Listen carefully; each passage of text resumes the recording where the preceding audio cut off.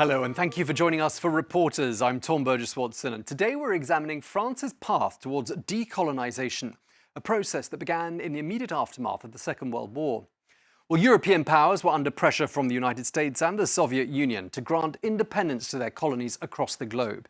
And it was in this context, and with President Charles de Gaulle all too aware of the enormous contributions made by colonial forces in the war effort, that the road to decolonisation was mapped out. And it was precisely 60 years ago that most of France's colonies in Africa became independent. And yet, 1960 didn't mark the end of French influence on the continent. Far from it.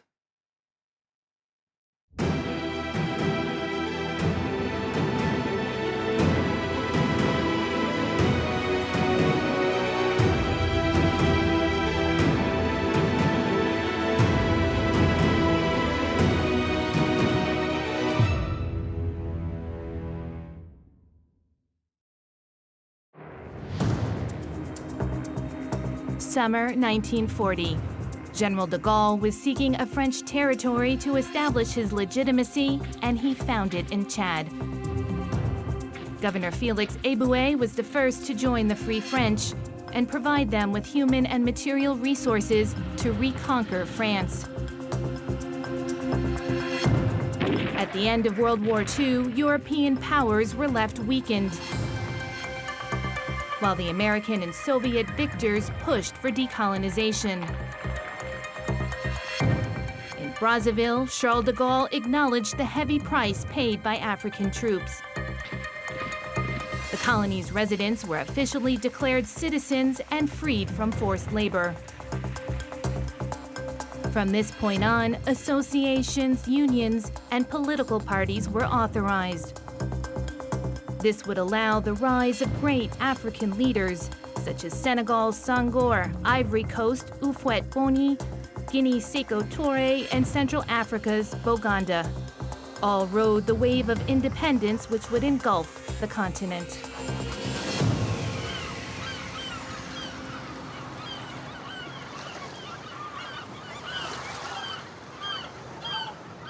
Léopold Sédar Senghor was born on the Senegalese coast in 1906.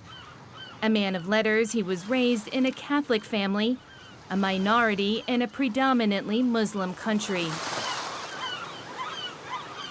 As a child, his education was entrusted to Father Dubois, who taught him French and humanities. A brilliant student, he was soon sent to Paris for his graduate studies. He noted that the French were very welcoming at the time, and it helped him to settle in, especially at elite high school, Louis Le Grand, where his classmates were future French President Georges Pompidou and writer Aimé Césaire, with whom he would create the Negritude movement. Back home, Senghor caught the eye of Lamine Gueye, the leader of the socialist movement, who invited him to enter politics. He proved a popular figure and was elected as a member of the French Parliament. He then created his own party.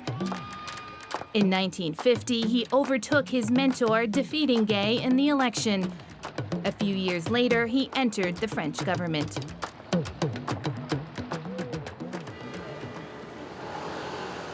The other important political figure, who was well acquainted with Paris and the intricacies of power, was Felix Houphouet-Boigny.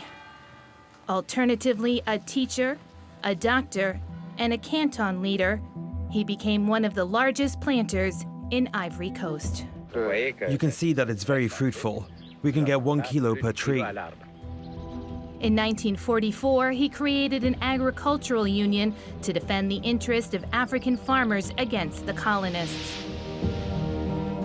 He was considered as a dangerous anti-French activist, backed by his union, but also by the population, who saw him as a leader. Now an MP, in 1946 he founded the African Democratic Rally, known as the RDA, which affiliated itself with the French Communist Party. But 4 years later, he would break with the communists amid harsh suppression of their supporters in the colonies. As the Cold War set in, France's Minister for Overseas Territories, François Mitterrand, convinced Houphouet-Boigny to work with the government. The tactic paid off, and the RDA became the main political force in French Africa. Born in 1922 in Upper Guinea, Ahmed Sekou Toure was much younger than the other African leaders. Unlike his counterparts, he did not pursue higher studies because of his undisciplined temper. He started working young, first at a private company, then the post office and the treasury. In 1946, he founded the first trade union in Guinea, fighting for workers' rights. In 1953, he organized a 72-day strike, which led to a wage increase. It's an important strike because it created solidarity between Guinean workers, between the cities and the countryside, between women and men. It created cohesion within the labor movement. Union membership shot up. Clearly, he was considered to be the young, fiery trade unionist on the left wing of the African Democratic Rally. He became the leader of the Ghanaian Democratic Party, the RDA's Ghanaian section. Soon, his party won all the elections, and Sekou Toure became the key player in Guinea.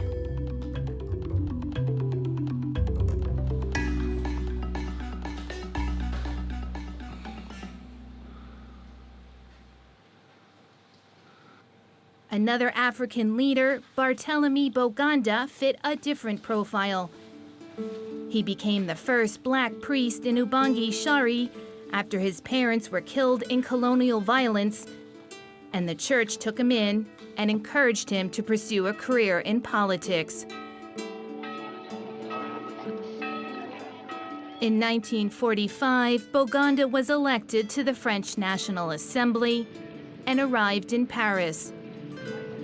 He was assigned a secretary.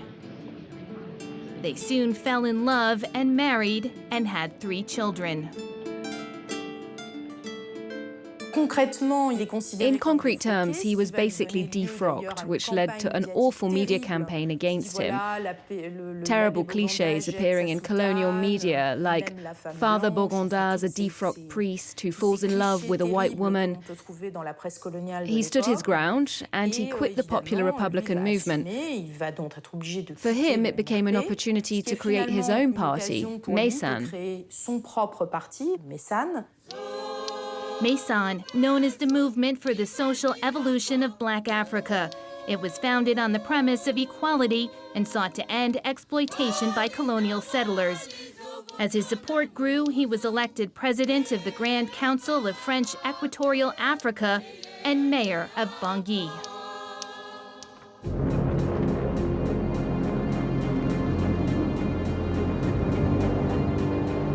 In 1954, the process of decolonization gained momentum.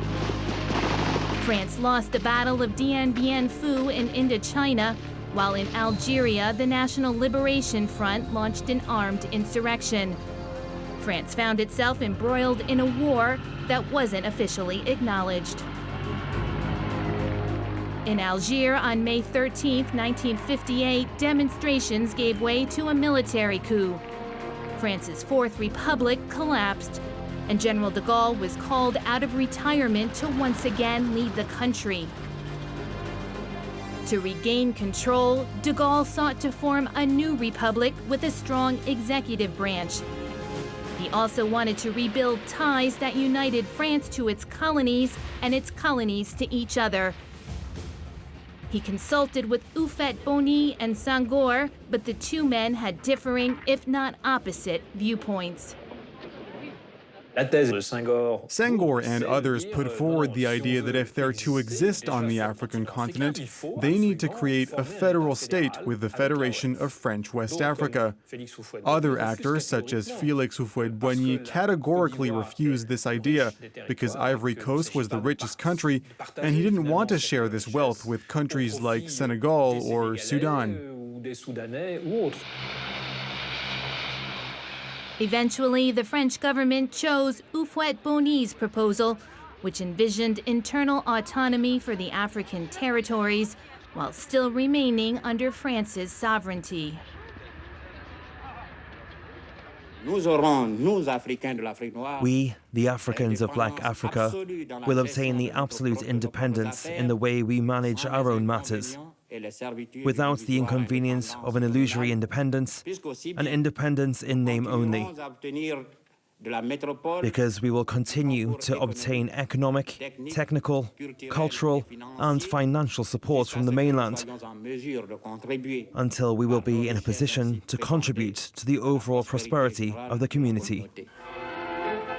Armed with this proposal, General de Gaulle went on a tour in August. The objective was to convince Africans to join this new African community and encourage them to vote in the referendum on September 28, 1958. In Brazzaville, he was welcomed by Barthelemy Boganda, who was not in favor of the community. Boganda was really disappointed when Houphouet-Boigny became a minister of the French government in 1958, because he was someone who destroyed all the Pan-African projects, and he sought the balkanization of Africa. So at the start, he wasn't very favorable towards the yes vote, especially as he was demanding independence. In the end, Boganda would side with General de Gaulle, while questioning him about his country's future. Nous sommes convaincus que vous êtes venus aujourd'hui pour achever l'œuvre entreprise à la conférence de Brazzaville et consacrer définitivement par un engagement solennel une AEF en marche vers son indépendance, mais toujours unie à la France indépendante et immortelle. Aujourd'hui, comme en 1940, c'est de vous que nous attendons le salut. Aujourd'hui, comme en 1940, l'AEF a hâte d'entendre votre voix. Parlez, Monsieur le Président, parlez sans équivoque. Nous répondrons de même le 28 septembre. Vive de Gaulle, vive la République!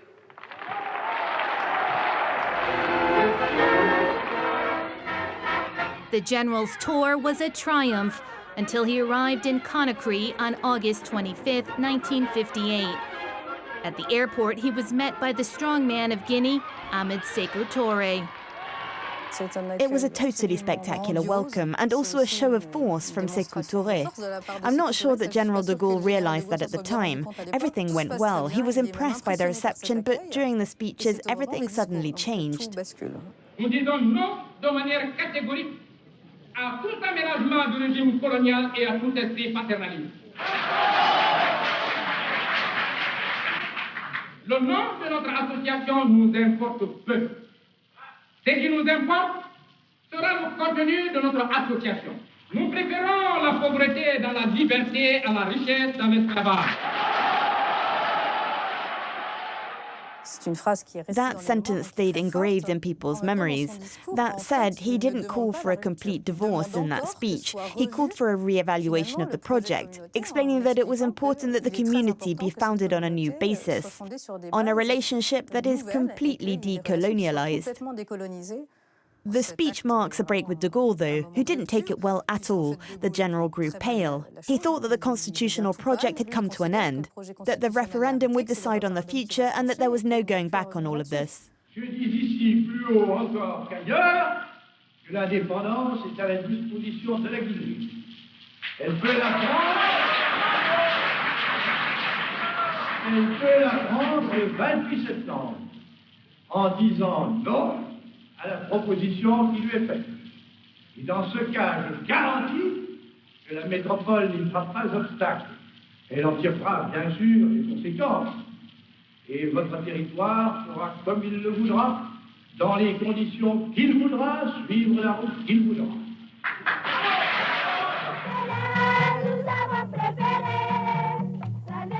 The no vote won on September 28th. 4 days later, on October 2nd, 1958, Guinea proclaimed its independence. Après le référendum, la Guinée française est devenue aujourd'hui la République de Guinée, avec à sa tête M. Sekou Toure, ancien président du Conseil de gouvernement du territoire. Hurt and angered by the results, de Gaulle ordered authorities to leave Guinea immediately. They took everything with them. They burnt archives, emptied banks, and disarmed almost all of the police. There was nothing left. Nothing.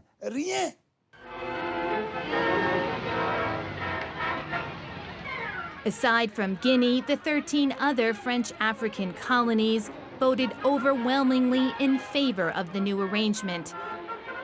In Niger, socialist Djibo Bakary tried to campaign for secession, but the colonial administration sabotaged the elections to put Amani Diori in power. In French Equatorial Africa, Boganda voted yes so as not to isolate his territory. He knew that immediate independence from France would crush the ambitions he had for his country. His plan was to keep the shell that represents Equatorial French Africa, AEF, and create a great Central Africa that would evolve into a United States of Latin Africa, a federation whose goal would be to push back on several threats: Pan-Arabism, communism, the Yellow Peril, and everything that could come from Anglo-Saxon Africa. But Boganda would not live to see his dream realized. On March 29, 1959, his plane crashed between Berberati and Bangui. It took 2 days to find the wreckage. There were no survivors. The investigation was less than thorough, and rumors of an attack divided the country. It had dramatic consequences. From the outset, he embodied that fight. There were not a lot of qualified people to succeed him, as he'd never imagined such a situation. The Central African Republic was orphaned as it was being born.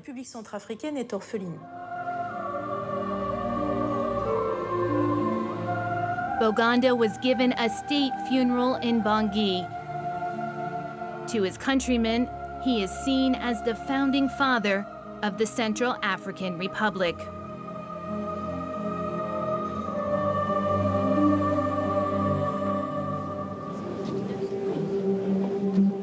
In 1959, Léopold Sédar Senghor kept his hope alive for a Pan-African federation undertaken with French Sudan's Modibo Keïta.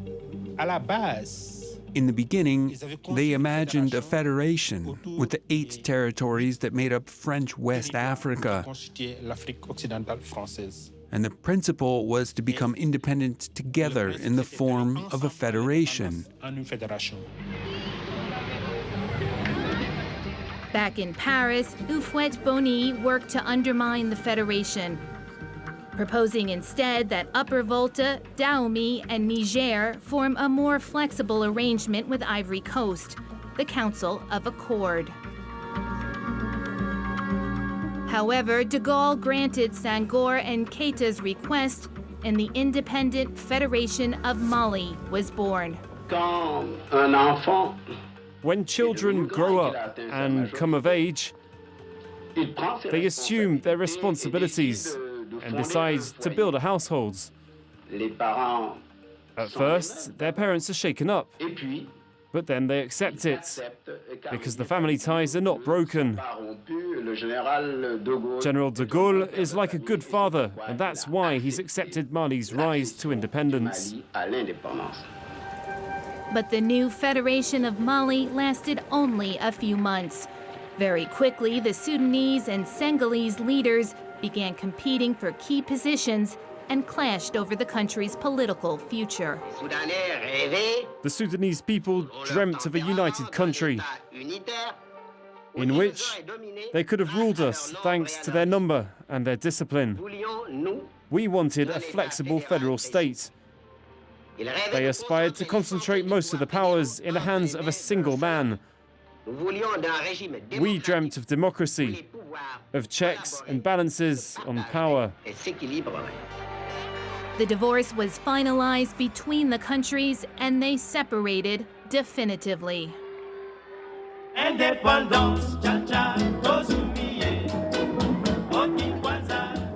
The French African community envisioned by de Gaulle was also short-lived, ultimately swept away by the wave of independence that overtook the continent in 1960.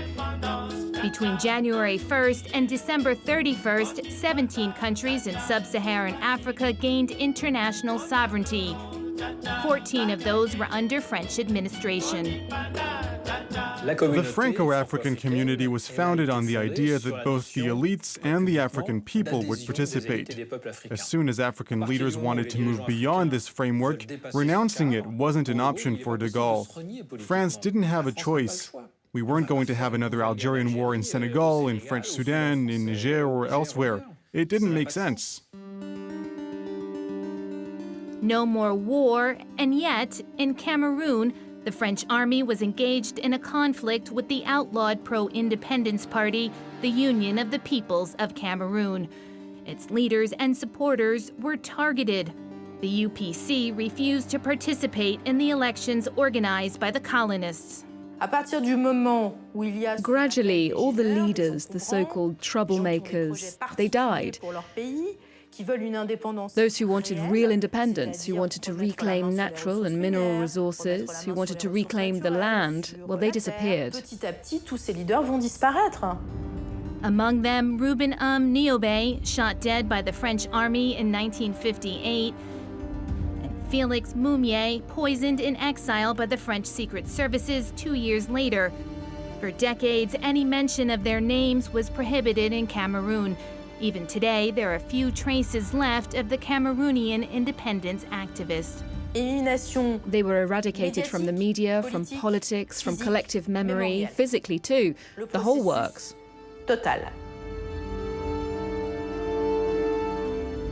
Ahmed Sekou Toure became another thorn in France's side in West Africa. The pro-independence hero was highly critical of France and its African allies. There was one man that France did not manage to eliminate, and it wasn't for lack of trying. That was Sekou Toure. He was protected in part by the Soviet bloc. The Czech secret services protected him against the French authorities' attempts at destabilization, murder, and homicide. France's failure was all the more obvious at the time, when Guinea was basking in its revolutionary aura.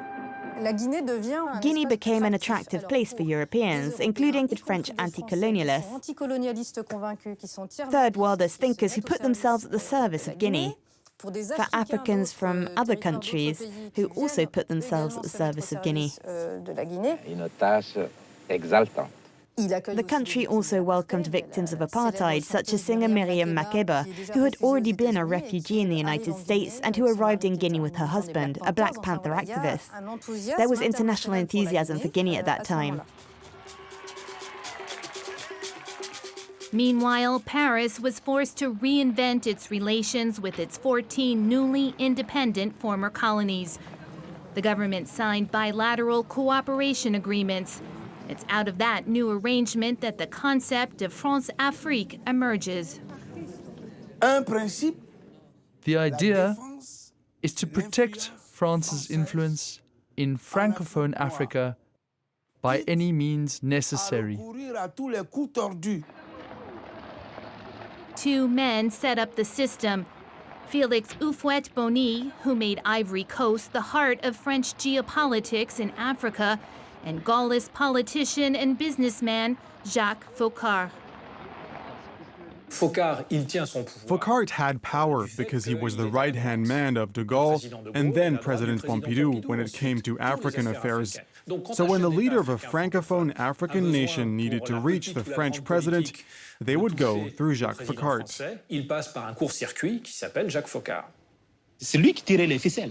He was the one pulling the strings. He was the architect of what we call France-Afrique. He understood all of the political mechanisms. He was the kingmaker and the eyes and ears of President de Gaulle. If there were coups d'état or uprisings, generally we suspect it was his doing. Numerous military coups shook French-speaking Africa during this period of independence. Not all of them were the work of Foucault, however. In 1964, when the Gabonese army ousted President Leopold, French troops intervened, reinstating him. France was not willing to lose a loyal ally or its vast hydrocarbon resources.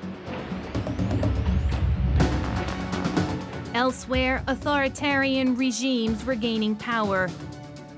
Guinea turned into a bloody dictatorship. The regime became repressive. The Guinean authorities resorted to arbitrary arrests and torture inside a political prison, which sadly remains well known, Camp Boiro. This political violence left behind wounds that still fester in Guinean society to this day. In Ivory Coast, President Houphouet-Boigny kept a grip on power until his death in 1993. Maintaining close ties with France under his leadership, the country prospered economically. My ambition is not to be remembered as the first president of the Republic of Ivory Coast, but as the first countryman of my era in Ivory Coast. As he says, we do not share poverty, we share wealth. But don't talk to me about democracy. That will delay progress. In Senegal, President Senghor resigned his post in 1980 and devoted himself to his poetry. Naked women, black women, I sing of your transient beauty, your form, which I make eternal, before destiny reduces it to ashes, to nourish the roots of life.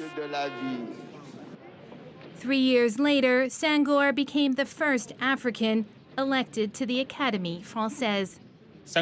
Senghor has had a very strong relationship with France since the beginning. He's going to theorize Frenchness and the promotion of the French language around the world. In 1962, Senghor called out French agronomist René Dumont, whose book, False Start in Africa, cast a critical eye on the continent's development policies. Black Africa got off to a bad start. The most important is to start.